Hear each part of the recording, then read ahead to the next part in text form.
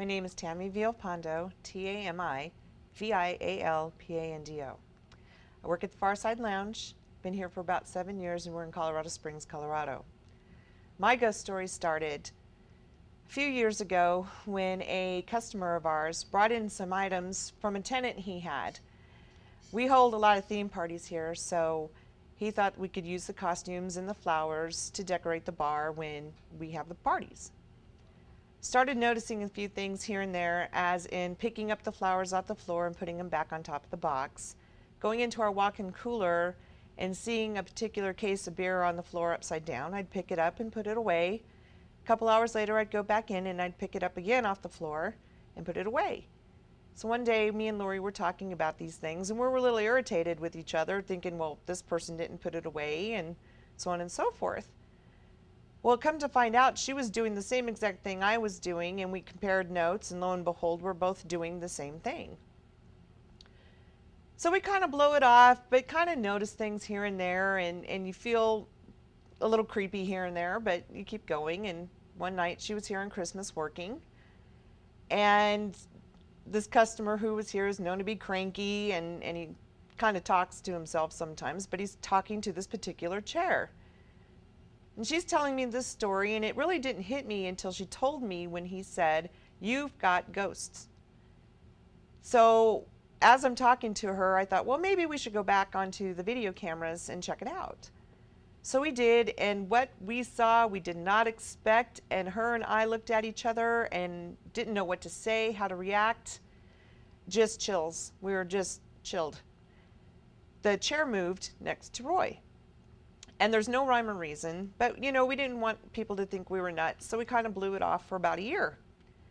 And in this year, we had the other bartenders tell us, I don't feel comfortable, I've heard noises. I had a customer call me at home and state that my sister, who also works here, was pale, shaking, and scared to death because she went to go pull fruit out of the back room and something cackled in her ear.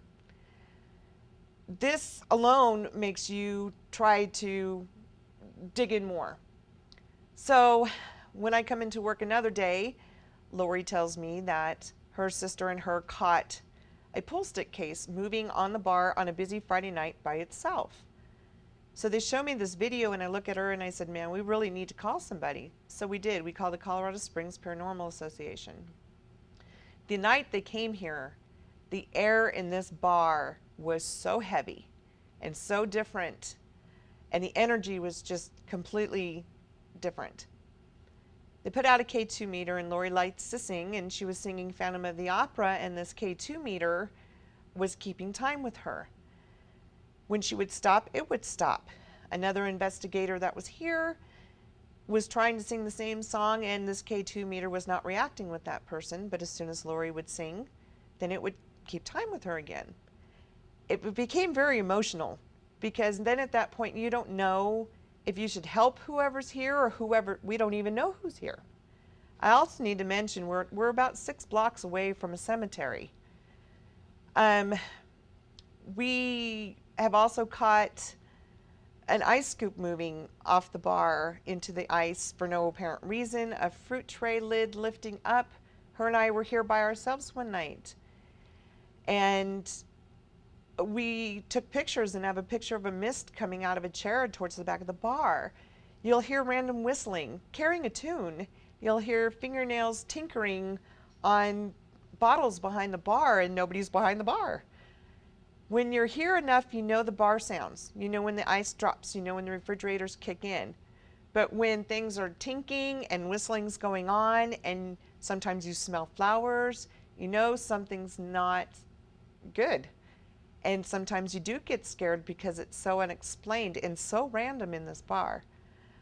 And there's so much more that we've experienced along with our customers and our staff.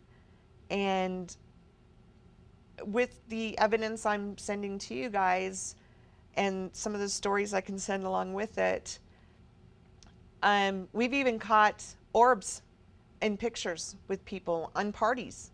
It seems to be like whenever we've got a lot of things going on and don't pay real attention to it, that we catch a lot of things. When Lori and I are together, it seems to be we get a lot of things. So we don't know who it is. It's scary, it's intriguing.